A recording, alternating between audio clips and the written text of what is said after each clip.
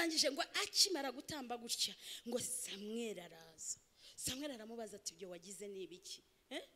Habe no kuvuga ati nakosheje kuko warambwiye ngo nintegereze kugejuje nakosheje, nibura ngo ace bugufi yihane. We yarireguye. Bene data tujye tureka kwiregura mu mafuti twakoze, tujye twemera duce bugufi twihane. Yesu nashimwe. Haleluya. Twihane. Imana izabana na. Utekereza ko Sawuli yarushije Dawudi amafuti? Ugenze uko bikwiriye Imana izasohoza ibyo yakuvuzeho. Njya ninyamagambo njya nsoma mu Bakorinto niho nshoreje. Ari mu Bakorinto ba 2 bice 10 umurongo wa 17 ni wa 18. Wa 17 uravuga ngo uwirata wese yirata Uwiteka. Akavuga wa 18 hakavuga ngo uwiyogeza siwe ushimwa, ngo ahubwo umwami wacu yogeje, ngo uwo niwe wenyine ushimwa. Haranira kogezwa n'Imana.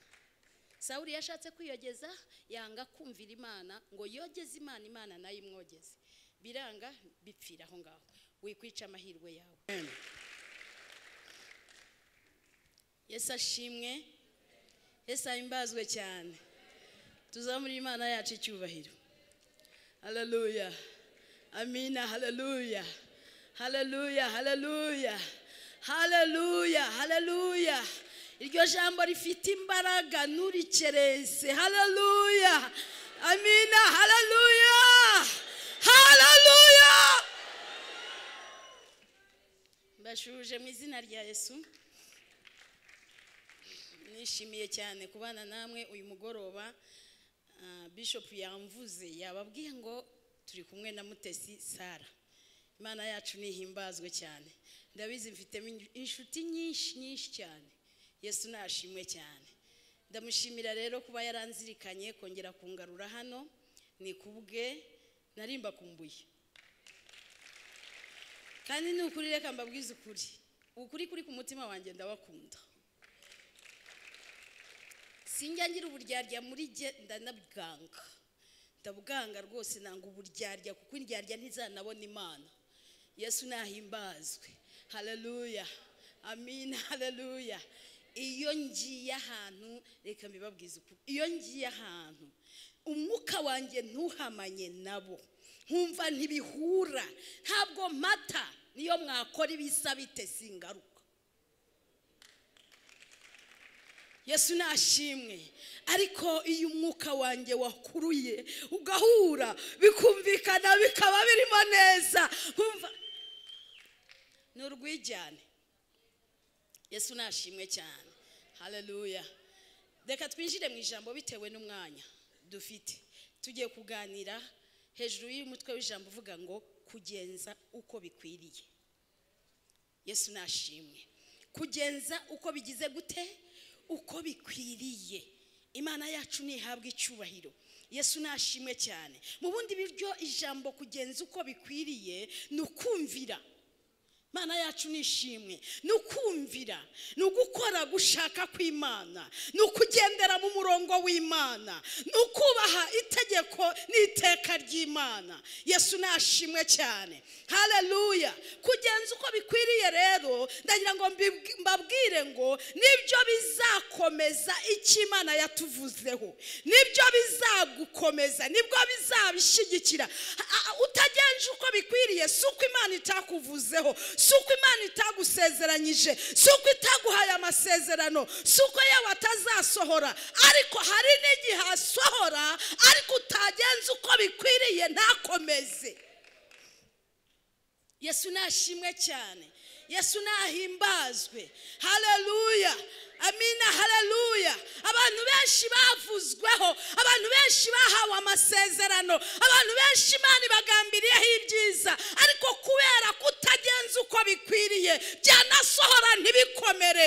Yesu nahimbazwe cyane. Haleluya. Ikagusezeranya ko izakubakira ikakubakira koko, ariko utagenza uko bikwiriye bigasenyuka. Yesu nashimwe cyane. Haleluya. Amina. Haleluya. Ndimo kuvuga ku ijambo rivuga kugenza uko bikwiriye. Muri make kumvira Imana, muri make kugendera mu itegeko n'iteka ry'Uwiteka Imana. Imana yacu nihimbazwe cyane. Haleluya. Ibyo Imana yakuvuzeho nta kizabibuza gusohora, kandi nugenza uko bikwiriye bizakomera, n'amarembo y'ikuzimu ntazabinyeganyeza, ntabwo azabikuraho, ntabwo yabihindura. Mana yacu nishimwe cyane. Haleluya. Icyakora kugira ngo ubigereho bifata urugendo, kugira ngo ubigereho ugera ku cyo Imana yakuvuzeho bifasha urugendo. Urambirwa wabivamo, ariko kuko Imana yabivuze kandi ishaka kubikugezaho, izaca inzira kugira ngo ubigereho. Ariko byo bifasha urugendo mwene data, bifasha urugendo kandi birananiza, birarushya, biravuna, biracogoza. Ariko ndagira ngo nkubwire ngo kuko Imana irimo kubikuvugaho kandi bikugambiriyeho, iragushyira mu murongo wo kubisohoramo, iragushyira mu mirongo wo kugira ngo ubikandagiremo. Ariko ndakubwira ngo ubikandagiyemo urabisingiriye, genza uko bikwiriye kugira ngo bibashe gukomezwa. Yesu nashimwe. Reka nkwereke, iyo nsomye iki gitabo cya Samweli wa mbere igice cya 9, Yesu nashimwe cyane. Haleluya. Hatubwira ku mugabo witwa Kishi, ntabwo ari we ndi buvugeho. Imana ishimwe cyane. Haleluya. Haravuga ngo yari afite umuhungu we ngo yari mwiza, Sawuli ngo yari mwiza, ngo kandi Sawuli yahagararaga ngo yasumbaga abantu bose, ngo ntawe ahwanyije na Sawuli uburanga.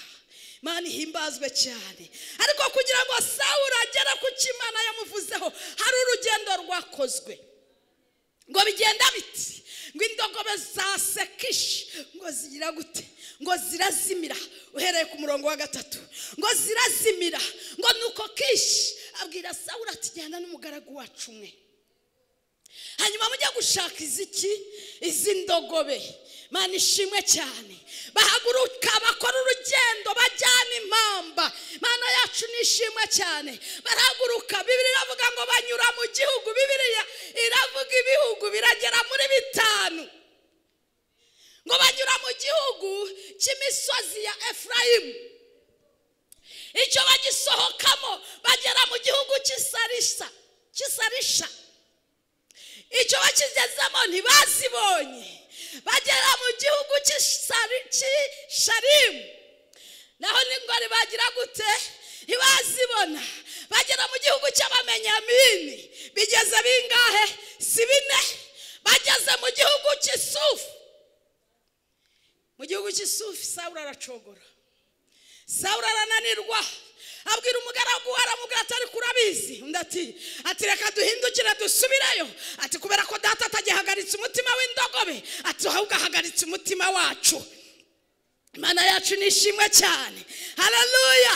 Uratekereza urwo rugendo rwose Imana yemeye ko azengurukamo, Imana yemeye ko anyuramo, Imana yamucishijemo, ariko imwerekeza mu cyerekezo cyo kugera ku cyo Imana yamuvuzeho. Mvuga hano ufite Bibiliya uri bumfashe gusoma, fate Bibiliya vuba vuba. Imana yacu nishimwe cyane. Haleluya. Amina. Haleluya. Amaze gucogora avuga ati reka tubivemo dutahe. Mugaragu aramubwira ati ariko iki gihugu tugezemo cy'Isufi harimo umuntu w'Imana, kandi uwo muntu w'Imana arubashywe. Yesu nahimbazwe. Aravuga ngo kandi ibyo avuga bijya bisohora.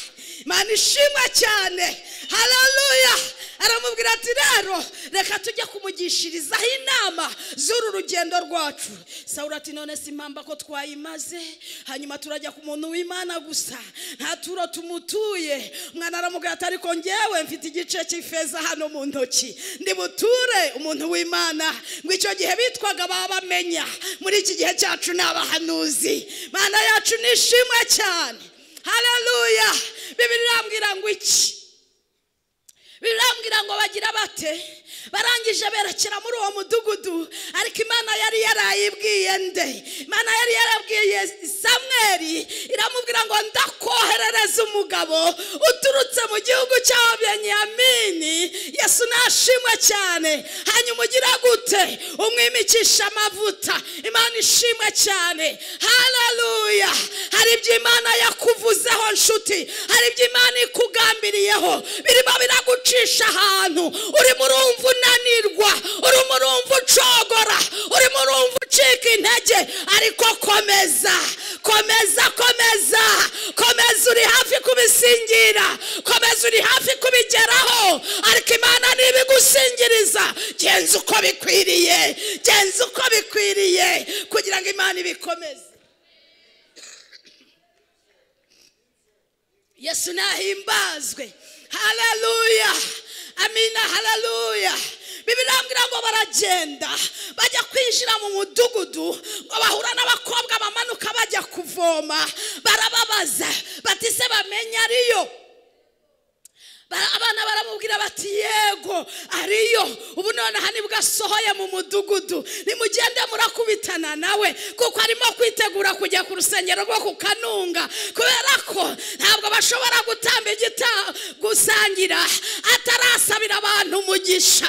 Oh haleluya Yesu nahimbazwe cyane Yesu nashimwe nimugende murabubona atarajya gusabira abantu umugisha naho Imana yateguje Samweli arangije yitegura umushyitsi w'Imena yewe aranamuhishira amuhishira uruhisho. Hari Imana iguhishiye uruhisho Imana iraguhishiye uruhisho nshuti Imana iraguhishiye uruhisho ndabizi hari ibikunaniza ariko uruhisho rw'Imana rurahari. Ribosetekerebo Yesu nahimbazwe haleluya amina haleluya.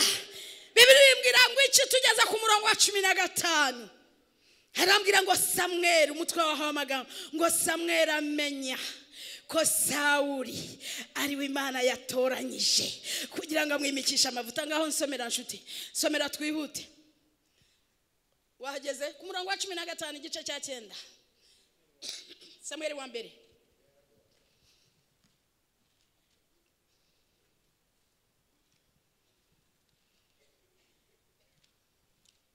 Wihuse cyane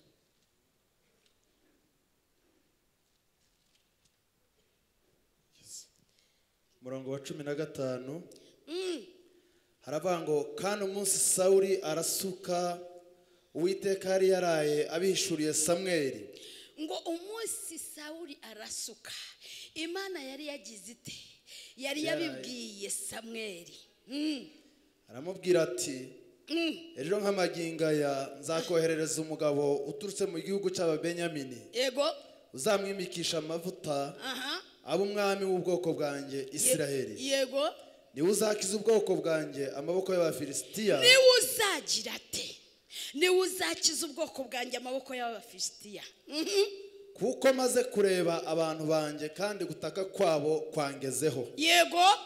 Nuko Samweli akirabukwa Sawuli Uwiteka aramubwira ati dore nguyu wa muntu nakubwiraga nguyu niwe uzategeka ubwoko bwanjye uyu niwe uzagira ati Imana ntiyamuvuzeho yemwe Imana ntiyamuvuzeho ibyo yamuvuzeho yarabeshaga Imana irabeshya irivuguruza ntabwo yitiranya byabindi abantu bajya bavuga ngo impamvu ngo Sawuli ngo yananiwe ngo nuko yasutsweho amavuta yo mu mperezo ntabwo ari byo.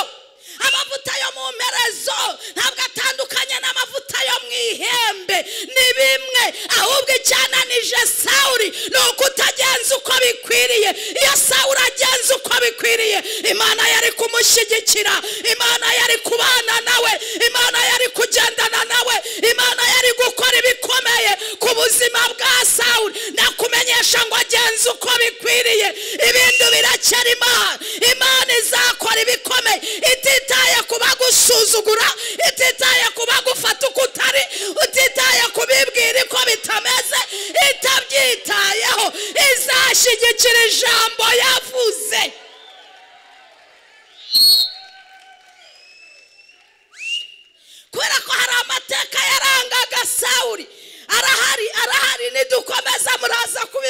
yarahari, ariko iyi Imana yakuvuzeho ntabwo yita ku mateka yakuranze, ntabwo yita ku nkomoko y'iwanyu, ntabwo yita kuri kavukire yawe, ntabwo yita ku mashuri wize, ntabwo yita ku biro wicayemo, ntabwo yita kuri ibyo, yita ku ijambo gusa.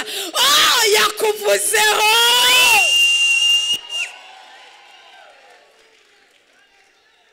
Yesu nashimwe. Haleluya, amina, haleluya. Komeza komereza aho ngaho. Nuko Sawuli yegera Samweli mu irembo ry'umudugudu aramubwira ati ndakwinginze nyobora aho inzu y'abamenya iherereye. Subira haruguru. Murongo wa 17. Namwe muzisomere muri abasomyi ba Bibiliya. Subira haruguru. Haruguru ku murongo wa 17 haravuga ngo nuko Samweli akirabukwa Sawuli, Uwiteka aramubwira ati dore nguyu wa muntu nakubwiraga, uyu ni uzategeka ubwoko bwanjye. Uyu ni uzagira gute? Uzategeka ubwoko bwanjye. Yesu nahimbazwe. Aho ngaho rero iyo ukomeje niho wavuga ngo Sawuli yegera Samweli aramubaza ati se niwandangira kwabamenya? Samweli aramubwira ati rega nijye. Yesu nahimbazwe. Aravuga ati nijye bamenya, ahubwo jya imbere tujya ku kanunga. Jya imbere tujya ku kanunga kuko nakwiteguye, nari mbizi, ntabwo ntunguye, uri umushyitsi w'Imana, urazwi, wavuzweho, nakwiteguye, naguhishiye. Hari Imana ikwiteguye, hari Imana ikwiteguye, hari Imana iguhishiye, hari Imana we nubwo urushye, nubwo urushye, nubwo wumva unaniwe, ariko irakwiteguye. Yesu nahimbazwe. Haleluya, amina, haleluya. Barajyana aravuga ati turararana, ejo nzagusobanurira ibiri mu mutima wawe byose nzabikubwira. Mana ishimwe cyane. Bitewe n'umwanya namwe muzisomere ikisi, bitewe n'umwanya tujye ku bice 10. Bice 10 murongo. Soma ku murongo wa mbere ugere ku wa 2. Samweli wa mbere igice cya 10 murongo wa mbere. Nuko Samweli yenda imperezo y'amavuta. Samweli agira ate? Yenda imperezo y'amavuta ayisuka ku mutwe. Ayimusuka ku mutwe. Yayisutse ku birenge. Ku mutwe. Yenda imperezo y'amavuta ayisuka ku mutwe. Aramusoma aravuga ati. Mbese byose ibyo byerekana ko Uwiteka akwimikishije amavuta. Byose ibyo byerekana ko Uwiteka akwimikishije amavuta. Sibyo byerekana ko Imana yawe ikuzi. Sibyo byerekana ko Imana yawe kwitayeho. Sibyo byerekana. Ngubu umutware w'agakondo ye. Ngubu umutware w'agakondo ye. Nuko ubu numara gutandukana nanjye. Uraza gusanga abagabo babiri. Reka twicungurize uwige umwete twigendere. Yaramubwiye ngo tugitandukana gutya urahura n'abagabo babiri ku gituro cya Rasheli. Yesu nahimbazwe cyane. Haleluya, haleluya. Imana yacu nihimbazwe. Barakubwira bati by'indogobe byo zarabonetse, iso ntagihagaritse umutima w'indogobe, ahubwo ahagaritse umutima wawe. Imana yacu nihimbazwe. Aramubwira ati kandi ugitirimuka kuri aba bagabo urongera uhure n'abandi bagabo bangahe? 3. Imana yacu nishimwe cyane. Haleluya. Ngo umwe arabahetse abana b'ihene, undi afite amarobe y'imitsima 3, undi arabafite imvumba za vino. Baraba bajya ku kanunga gusenga, hanyuma nimuhura barakuramutsa, nibamara kukuramutsa baraguha amarobe 2 y'imitsima uyakire. Yesu nahimbazwe cyane. Haleluya. Arongera aramubwira ati kandi ugitirimukaho uragera ku musozi w'Imana, uragera ku musozi w'Imana aho ingabo z'Abafilisitiya ziganditse, urahura n'umutwe w'abana b'abahanuzi. Haleluya, amina, haleluya. Ngaho heraho ku murongo wa 6. Yes, umurongo wa 6 w'igice cya 10.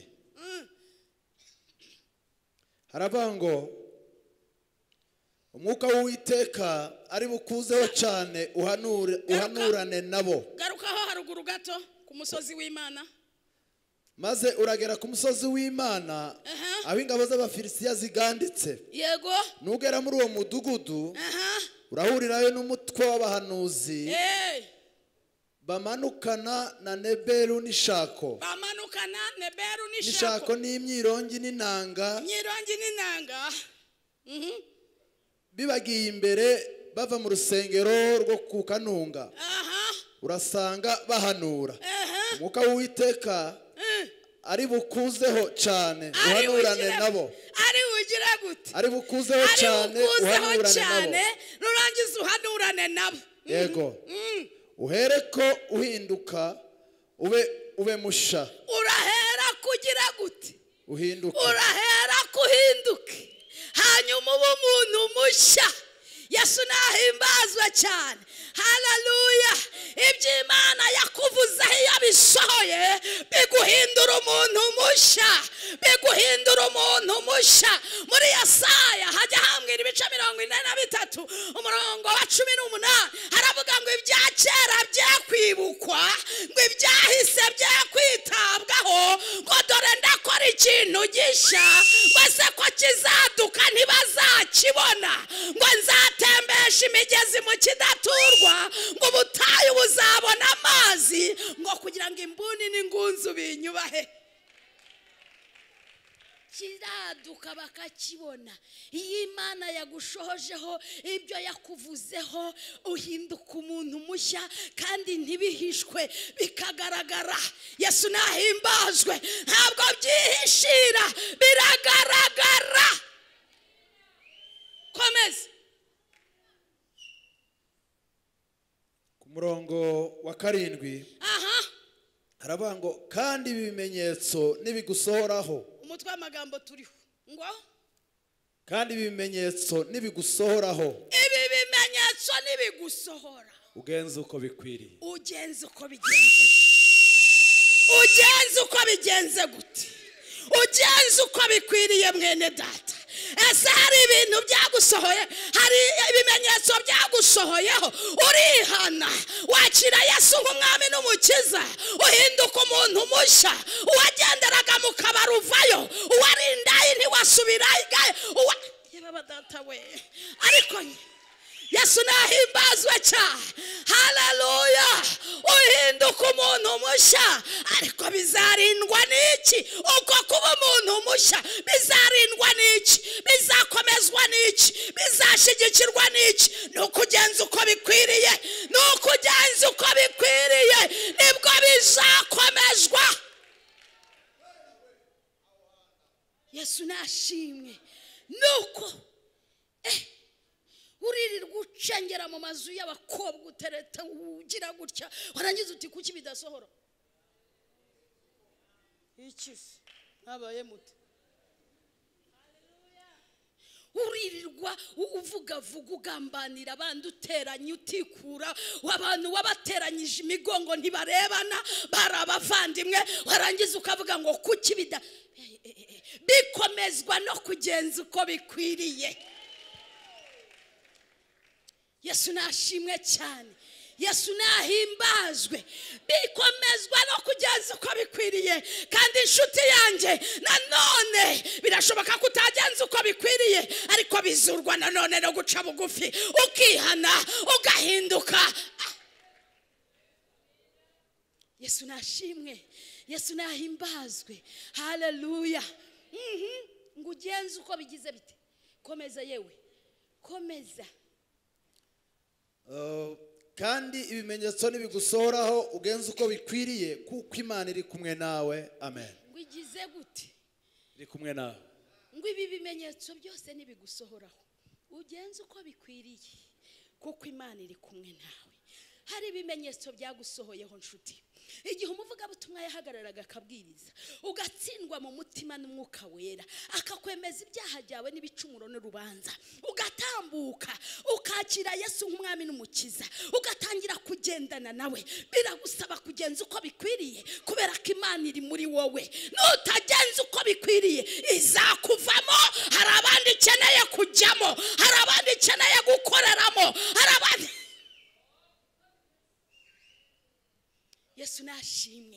Yesu nashimwe birashoboka ko bushaririye na mina zikaba nkeya na reruya zikaba nkeya ariko hari awo mvugana nawe kandi aho kugira ngo umva kugira ngo nkubembereze ngusigasige handi urimo kubora ahantu reka makunyure makande uboroga utake ariko uhinduke ugenze uko bikwiriye Imana ikomeze igendane nawe iki Yesu nashimwe cyane haleluya harageze ngo tubabwire ubutumwa bw'ukuri ibitangaza Imana izabikora yatangiye ibikora izanasoza ibikora icyo yakugambiriye izagikora ariko reka mbabwire nta wisiga atakarabye ni wisiga utakarabye uzanuka nzamubwira ngo ugiye mu mahanga nzamubwira ngo ugiye kubona vewiti nzamubwira ngo ugiye kubaka itaje nzamubwira ngo bigiye kugenda gutya kandi hari ahantu nukira Imana kira nta kizima bagenda batunganye nta kimana izima bagenda batunganye nta kimana izima bayubaha nta kimana izima bayihindira umushyitsi nta kimana Dawudi yarahagaze arahamya nk'umukambwe mukuru aravuga ngo nari umusore none dore ndashaje ariko sinigeze mbona umukiranutsi arekwa n'urubyaro rwe ntirwashabirije ibyo kurya aravuga ngo umukiranutsi yaratatse ngo Uwiteka aramwumva ngo amukize amakuba n'ibyago bye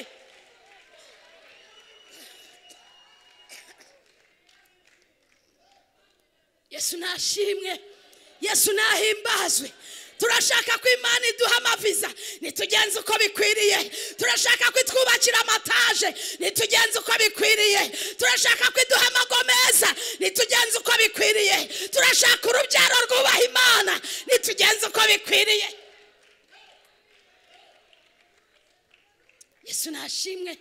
Yesu nashimwe ntiyakubeshye ibyo yakuvuzeho naho byatinda itegereze bitegereze mera nk'abakuki bice bibiri hereye ku murongo wa mbere kugera ku wa gatatu umutwe w'amagambo wonyine uravuga ngo umukiranutsi azabeshwaho no kwizera umukiranutsi azabeshwaho no kwizera aravuga ngo nzahagarara ku munara wanjye aho ndindira ngo nzarangwaguza ndebe ngo azansubiza ku bw'icyo namuganyiye ngo maze Uwiteka aransubiza ati andika ibyerekanwe ubigaragaze ku mbaho kugira ngo ubisomya byihutire kuko ibyerekanwe bifite igihe cyabyo ntibizatinda kukigeraho kandi ntibizabeshya naho byatinda bitegereze kuza ko bizaza ntabwo bizahera nshuti ntabwo bizahera biragusaba kugenza uko bikwiriye gusa ariko icyo Imana yabwira abantu ngo naho Satani yacumba umwotsi mu mazuru agashinga agatebe gatoki agateka ibuye akarihindura isosi cyangwa isupu ntabwo azahindura icyo Imana yakuvuzeho ntabwo yagihindura we ntabwo yagihindura nta nubwo uzapfa nta nubwo uzapfa utarabona kugira neza kw'Imana mu isi y'abasi mbahubwire naho Satani yakongozaho urupfu ashaka kukwibeshyaho ugenze uko bikwiriye Imana izarukora ku ngoti irutera isesemi rukuruke ikisi Yesu nashimwe ndagira ngo nkubwire Imana yabwiye Salomo mu bice bitatu bya Samweli wa mbere asaba ubwenge arimo ayisaba ubwenge iramwumva ayisaba ubwenge arayibwira ngo ndasaba ngo unyihere ubwenge bwo kumenya guca imanza zitabera bwo gukura ibishimwa mu bigawa. Yesu nahimbazwe cyane, haleluya. Arangije yicisha bugufi cyane, aravuga ngo ariko njye ndi muntu ki wacira ubu bwoko bwa Isirayeli bukomeye gutya imanza. Yesu nahimbazwe. Ibyo ngo binezeza Imana, kuko Imana izi kamere z'abantu, izi kamere z'abantu. Imana amubwira ngo kuko utansabye kurama, ninde ushaka gukenyuka muri mwe? Aravuga ngo kuko utansabye kurama, ntusabe ko abanzi bawe bapfa, ninde ushaka kubangikana n'igishakwa gihora kimucumita umunsi ku wundi? Aramubwira ngo kandi ntusabe ubutunzi, ninde wifuza gukena muri mwe? Aramubwira ngo kuko unsabye ubwenge bwo kurobanura ibishimwa mu bigawa, ugaca imanza zitabera ntugire uwurenganya. Kubw'ibyo ngo haye ubwenge mu bakubanjirije, ntawe uzahwana nawe nabo uzagukurikira. Yarangije aramubwira ngo kandi n'ibyo utansabye ndabiguhaye. Iyi Imana ikwishimira, tega amatwi nkwibwirira ijambo rikomeye. Iyi Imana yakwishimiye iguha gukenerwa n'ibyo ukeneye. Iyi Imana yakwishimiye iguha gukenerwa n'ibyo ukeneye, ntabwo ari wowe ubikenera, si wowe ubyiruka inyuma, biragukenera kuko Imana yakwishimiye. Bikwiruka inyuma, biragushakisha. Iki se mwabaye muti mbere Imana icyubahiro rero. Yesu nahimbazwe, haleluya, amina, haleluya. Genza uko bikwiriye. Subira soma aho ngaho ihute. Murongo wa 7 haravuga ngo kandi ibimenyetso nibigusohoraho ugenza uko bikwiriye, kuko Imana iri kumwe nawe. Imana iri kumwe nawe. Murongo wa 8 haravuga ngo kandi uzantange kugera i Gilugari. Aramubwira ngo uzantange kugera i Gilugari, nanjye nzagusangayo nje gutamba ibitambo byotswa n'ibitambo by'ishimwe yuko ari amahoro. Uzamareyo iminsi 7 untegereje, kugeza igihe nzaza nkagusobanurira icyo ukwiriye gukora. Amen. Wumvishije iryo jambo rihera, uzamareyo iminsi 7 untegereje, kugeza igihe nzaza nkagusobanurira. Yesu nashimye. Komezaho gato, hari ahantu ushaka. Murongo wa 9 haravuga ngo nuko agiteruka aho Samweli yarahagaze, Imana imuha umutima musha. Agiterukaho Imana imuha umutima musha. Maze uwo munsi bya bimenyetso byose birasohora. Bya bimenyetso byose bigira bite? Birasohora. Nuko bageze kuri uwo musozi, umutwe w'abahanuzi uhura nawe. Umwuka w'Imana amuzaho cyane, ahanurana nabo. Maze abamumenyaga kera,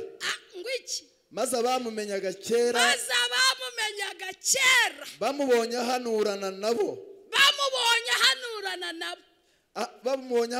nabo bahanuzi, barabazanya bati mbese bibaye bite kuri mwene Kishi? Nawe ari mu bahanuzi. Yesu nahimbaza. Amen. Abagiraga bati burake ngo abamumenyaga ryari, abamumenyaga kera. Nukuvuga ngo Sawuli hari ibyamurangaga kera, hari amateka yarangaga Sawuli kera, ariko amateka yamaze guhinduka kubera ko Imana iri muri we. Baravuga ngo mbe bibaye bite? Mwene Kishi nawe ari mu bahanuzi. Yesu nahimbazwe. Hari abantu bazasigara bahanze amaso amatongo yawe, ntabwo mubyumvishe. Kinyarwanda cyanjye gishobora kuba kigoye, ntimubyumvi.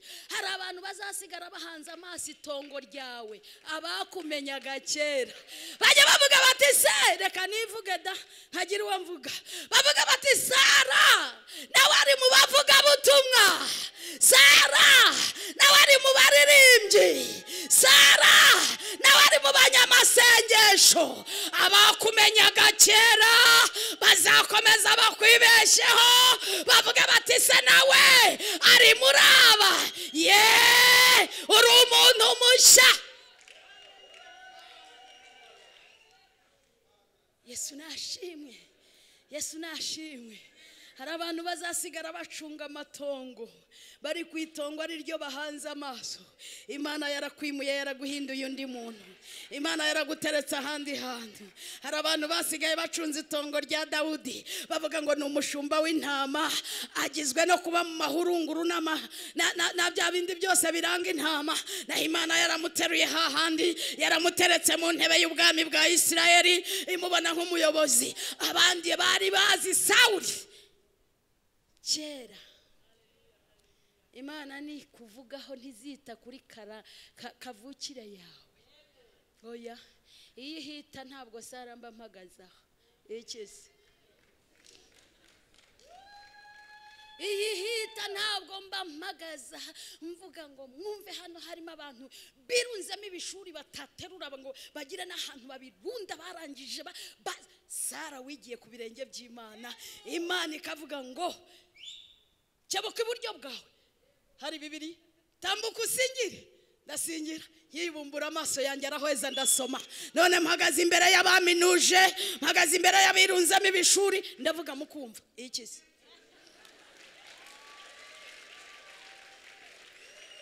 Imana ntabwo yita kuri kavukire yacu. Imana ntabwo yita inkomoko yacu. Imana ntabwo yita aho twaturutse. Imana yita ku kugenza uko bikwiriye. Iyo wagenjeje uko bikwiriye, ibyo birahagije. Yaravuze mu gutegekwa kwa 2:28 uhereye ku murongo wa mbere, avuga ngo nimugire umwete wo kunyumvira, mukitondera amategeko n'amateka yanjye, nzabazamura gusa mbasumbisha amahanga. Yesu nashimwe. Sawuli si uko Imana itamuvuzeho. Reka nsoze, sibyo? Reka nsoze kugira ngo nibura amasaha ataragenda nanjye ngira uwo numva ariko ikize.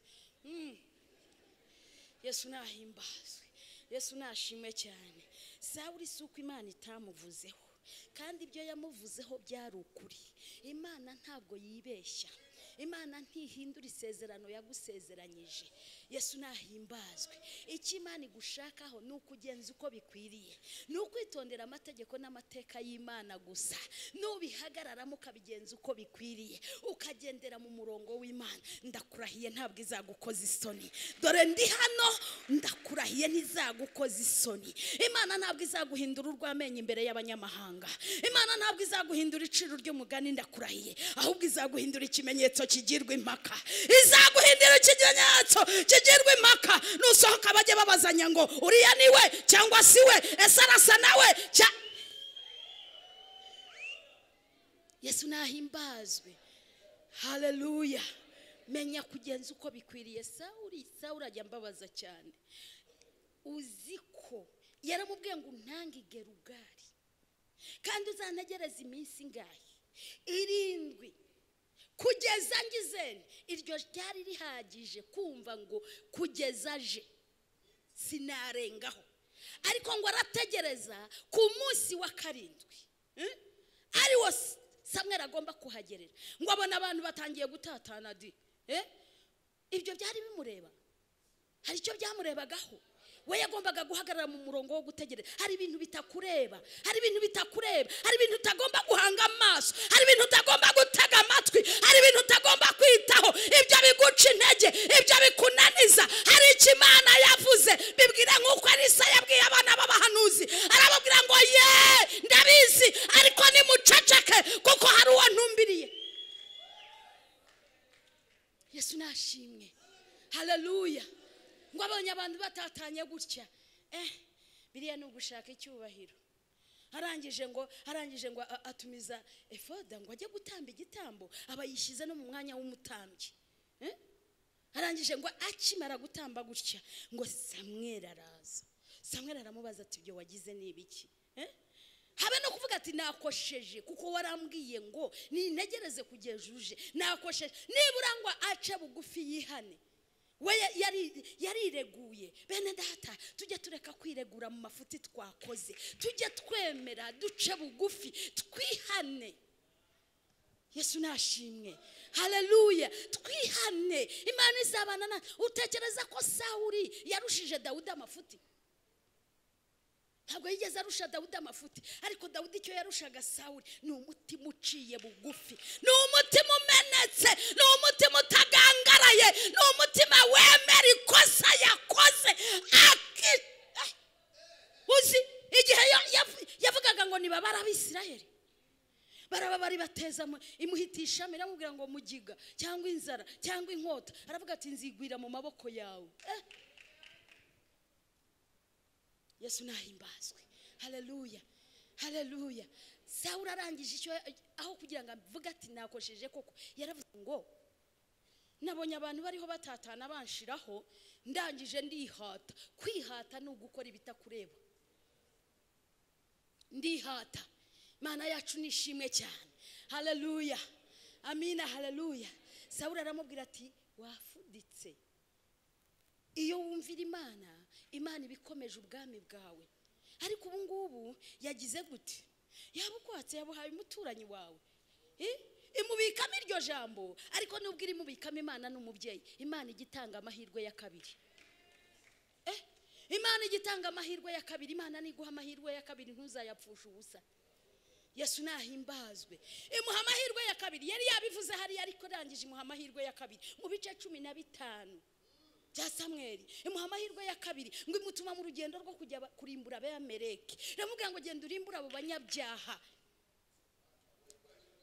Amahirwe ya kabiri. Imana igiduha amahirwe ya kabiri, ariko mu gihe cyacushwe noneho nayijana, aranarenga n'ijana. Dufite amahirwe, iracyari ku ntebe y'imbabazi. Reka gukomeza kwigira gutyo, reka gukomeza kwica amahirwe yawe.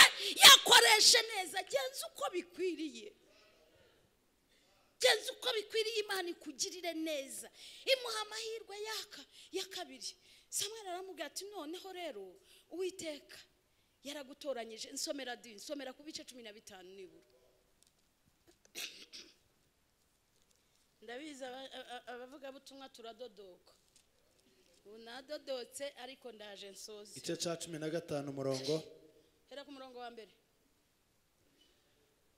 Haravuga ngo hanyuma Samweli abwira Sawuli ati Uwiteka yantumye kukwimikisha amavuta. Uwiteka yantumye kukwimikisha amavuta. Ngo umwami w'Isiraheli. Ngo umwami wa Isiraheli.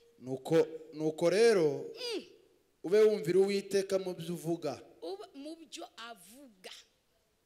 Ibyo Uwiteka avuga. Ube wumvira Uwiteka mu byo avuga. Ibyo Imana ikubwira. Nta handi Imana ivuganira natwe. Dore imvugo y'Imana hano. Yesu nashimwe cyane. Yesu nahimbazwe. Dore imvugo y'Imana itavangiye. Niba Imana ivuze ngo ntukabeshye wibeshya nshuti, niba Imana ivuze ngo wisambana wisambana, niba ivuze ngo wiheheta wiheheta. Yesu nahimbazwe. Yesu nashimwe cyane. Haleluya. Utazamera nka Sawuli ngo yaragiye aratsemba, ariko atsemba ibigawa bidafite umumaro. Arangije ngo yirekorera ibintu komeza gato ndaje nsoza. Murongo wa 2 haravuga ngo Uwiteka nyiringabo avuze ngo nibutse ibyo Abamaleki bagiriye Abisiraheli ubwo babatangiraga mu nzira bava muri Egiputa.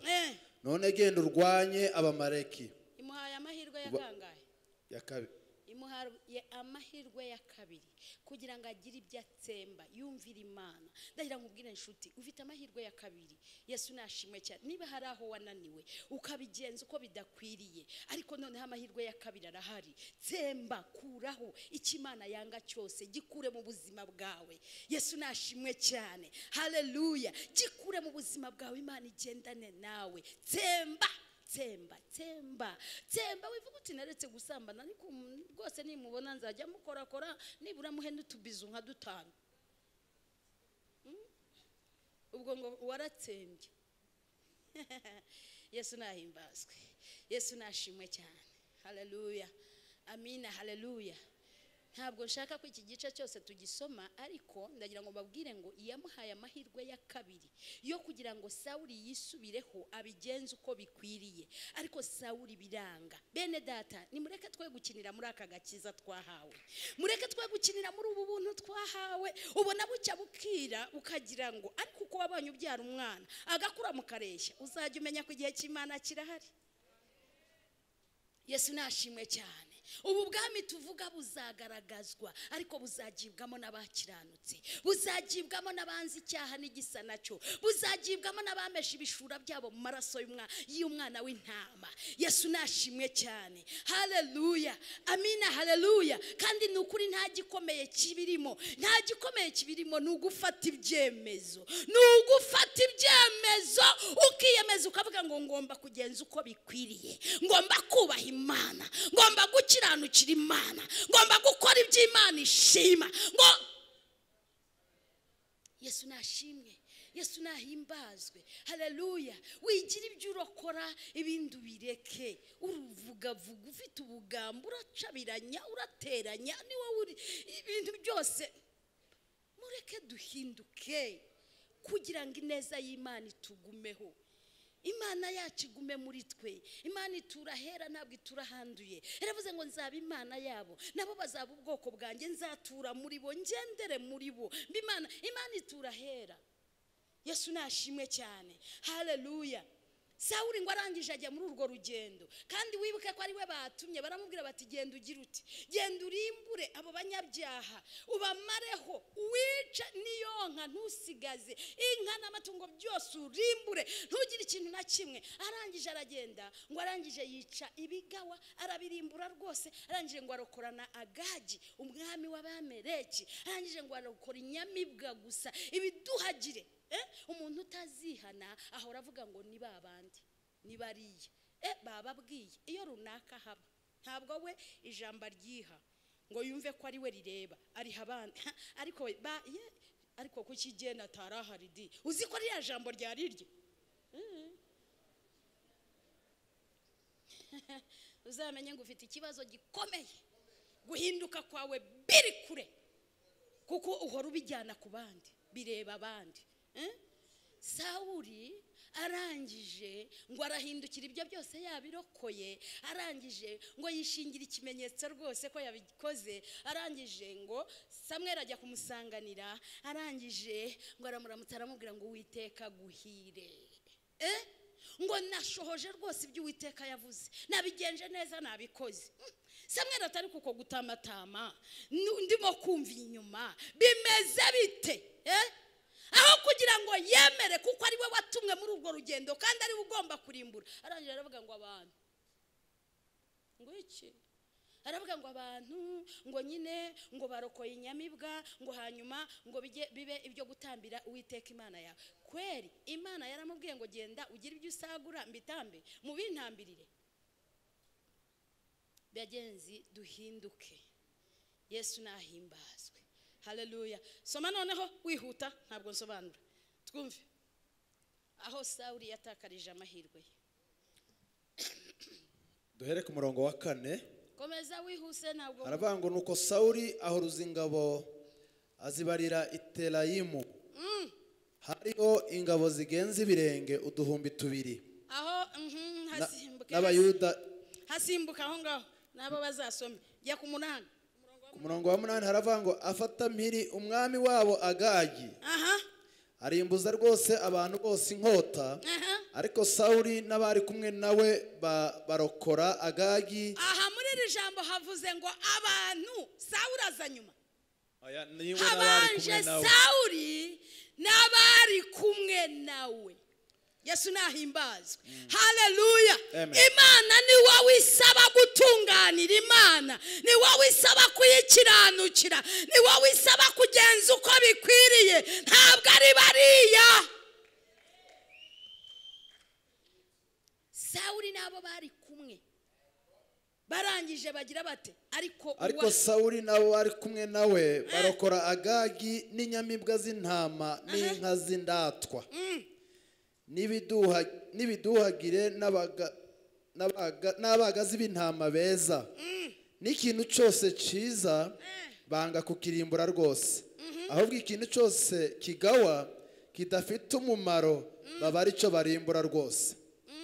Bukeye ijambo ry'Uwiteka rigera kuri Samweli, aravuga ati nicujije icyatumye nimitse Sawuli kuko yateshutse akanga kunyoboka, ntasohora amategeko yanjye. Amen.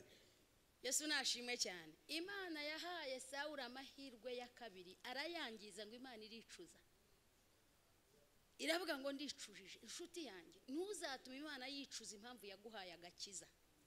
Yesu nashimwe cyane. Haleluya.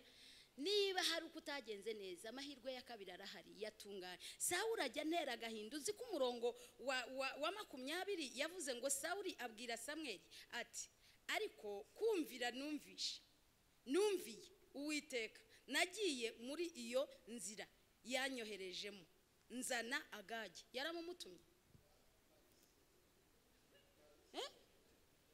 kumvira numviye ubwo yarumviye kandi yabwiwe gutsemba n'uwonka arangije ngo nzana Agagi kandi ari wowe yagombaga kubanzirizaho akabona gukuraho kuko uriya niwe shingiro rya byose. Reka nkubwire genza uko bikwiriye kura icyaha mu buzima bwawe n'igisa nacyo Imana izabana nawe. Kandi reka nongere nkubwire aya magambo sinyasomye yose kuko ni meza kandi arakomeye arigisha, ariko reka nkubwire ntuzagire icyo ukorera gushaka icyubahiro cyawe. Uzakora icyo ukora cyose ushakira Imana icyubahiro, ushakira Imana gushyirwa hejuru. Hano Sawuli ibyo yakoraga byose yishakiraga icyubahiro cye. Iyo usoza aya magambo Samweli yaramubwiye ngo Imana igizite igukuyeho igukuyeho rwose ishyizeho umutima wayo wishimira. Bibiri iravuga ngo muri iki gice iravuga ngo Samweli ahindukira gutya Sawuli asingira ikinyita cy'umwenda wa Samweli ngo kiracika. Samweli aramubwira ngo nkuko uciye umwenda niko Uwiteka guciye ku ngoma. Yesu nashimwe cyane. Haleluya.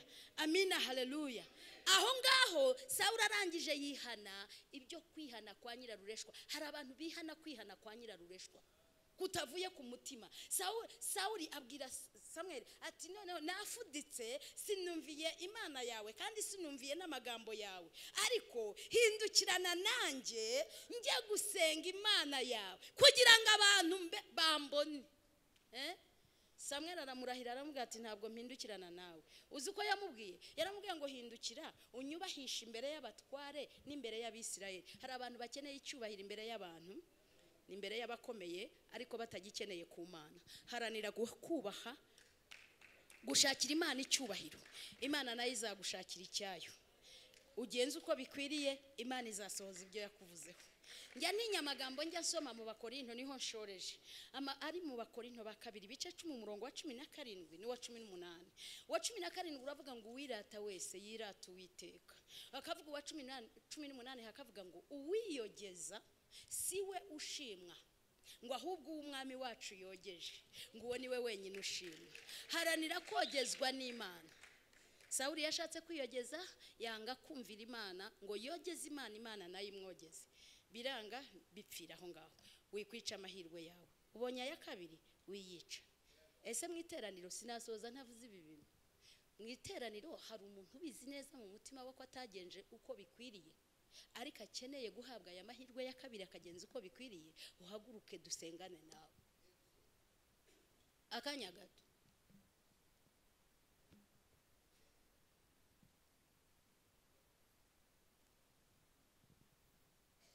Rati Imana ibaho umugisha. Ntukihagarare.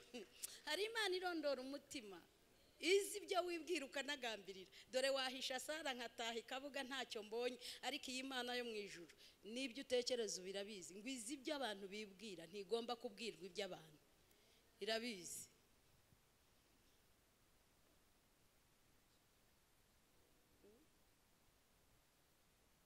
Uyu mwana ngo arashaka microphone ngo arashaka kwihana. Genda ubwire umushumba ibyo ushaka kwihana. Bene data ntimukine niba uzi ku mutima wawe. Reka mbabwire mu bintu bijya birya ruswa umutima ntujya urya ruswa. Ndabeshya? Umutima ntujya urya ruswa. Niyo ubasha umuntu umutima urahindukira ukakubwira ngo uramubeshya. Uwo ni wa mutima nama Imana yashyize mu bantu ntizashingira ngo gucira abantu urubanza n'abapfuye batazi Imana batarakiriye ubutumwa nk'ubwo twabwirijwe. Bahawe umutima nama ubabwira ngo iki ni icyaha, iki ni kizima. Yesu nashimwe. haleluya. Reka kwihagararaho rero, reka kwihagararaho aho umutima ukubwira ngo aha ntibyagenze neza. Bibiliya ivuga ngo uzanga kumamiriza imbere y'abana baba ngo nanjye sinzamuhamiriza imbere ya data n'abamarayika be. Ese utekereza ko guhamya ari ukuvuga? Ntabwo dukeneye kutubwira ibyawe kuko hari Imana izi ibyawe, irabizi. Muri Yohana ibice 2:23 kugeza ku 25 ngo ntabwo yagombaga kubwirwa iby'abantu ngo kuko ubwe yarazi ibibarimo. Ntabwo agomba kubwirwa ibyawe, arabizi. Arabizi aho waraye arahazi, aho wiriwe urahazi, ibyo utekereza arabizi, ibyo wakoze arabireba. Ntabwo agomba kubwirwa ibyawe. Hanyuma rero Imana yo mu ijuru ibahe umugisha. Inshuro ya kabiri ndi bwakira abantu baje hano batarakira Yesu nk'umwami n'umukiza, ariko batsinzwe n'ijambo bakavuga bati twebwe natwe turashaka gutera intambwe tukatura tukakira Yesu nk'umwami n'umukiza. Abo nabo ndi bubakire batera intambwe nitumara gusengera aba bantu. Ijambo ry'Imana rimbwira neza, reka mbabwira aya magambo sinyasoma. Rimbwira neza muri Timoteyo wa 2 ibice 2 uhereye ku murongo wa 20 haravuga ngo mu nzu y'inyumba ngo ntabwo habamo ibikoresho by'izahabu n'ifeza, ngo ahubwo habamo iby'ibiti n'iby'amabuye, ngo bimwe bikoreshwa iby'icyubahiro ngo ibindi bigakoreshwa iby'isoni nke, kandi byose biri mu nzu y'inyumba. Turi hano mu nzu y'Imana, ariko harimo abakoreshwa iby'icyubahiro abandi bagakoreshwa iby'isoni nke, kandi bari mu nzu y'Imana. Ariko umurongo wa 23 n'ibyiringiro byiza n'icyizere haravuga ngo ariko umuntu niyisuzuma akitandukanya n'ibidatunganye ngo azaba abaye igikoresho cyiza, ngo gikoreshwe iby'icyubahiro, ngo kandi cyejejwe, ngo cyatunganirijwe imirimo myiza yose.